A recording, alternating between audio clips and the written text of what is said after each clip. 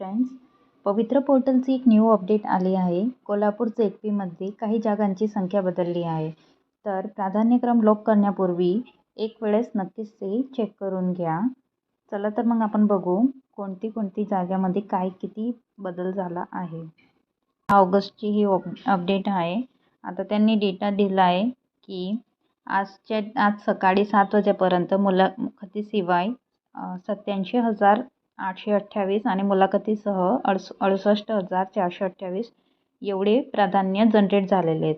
Lock झाले त्याची काही इन्फॉर्मेशन नाही आहे, बट एवढे प्राधान्य फक्त जनरेट झालेले आहेत, बरोबर. आणि जिल्हा परिषद कोल्हापूर यांच्यामध्ये सामाजिक व समांतर आरक्षणात अंशतः बदल केला आहे आणि या बदलामुळे जनरेट होणाऱ्या प्राधान्यक्रमामध्ये कोणताही बदल येत नाही यांची उमेदवारांनी नोंद घ्यावी. आता त्यांच्यामध्ये बदल काय झाला आहे ते बघून घेऊ. EWS जी कॅटेगरी होती त्या कॅटेगरीमध्ये पहिले विमेन्सला 1 जागा होती, तर ती वाढून आता 20 होऊन गेले आहेत, बरोबर. आणि एक्स सर्व्हिसमॅनची पहिली 1 जागा होती ते पण वाढून आता 10 होऊन गेलेले आहेत. आणि इकडे तुम्ही बघू शकतात अंशकालीन प्रोजेक्ट अफेक्टेड, अर्थक्वेक अफेक्टेड आणि स्पोर्ट्समेन यांची एकही जागा नव्हते, पण त्यांचे आता इथं 7, इथं 3, इथं 1 आणि इथं 3 असे एवढी जागा त्यांचे येऊन गेलेत. म्हणजे त्यांच्यासाठी पहिले जिथं ज्यांना प्राधान्यक्रम जनरेट होत नव्हतं त्यांच्या आता होईल.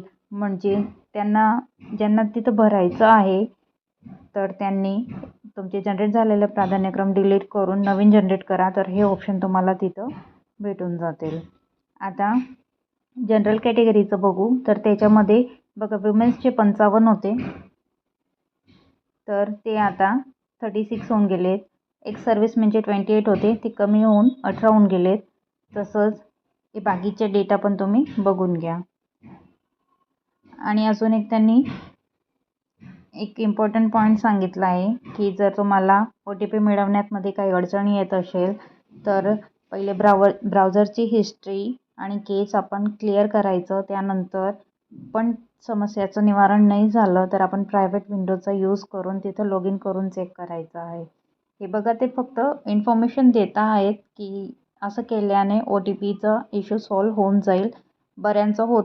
काही लोकांचं होत पण आहे, पण सगळ्यांचं इश्यू रिझॉल्व्ह होत नाही आहे.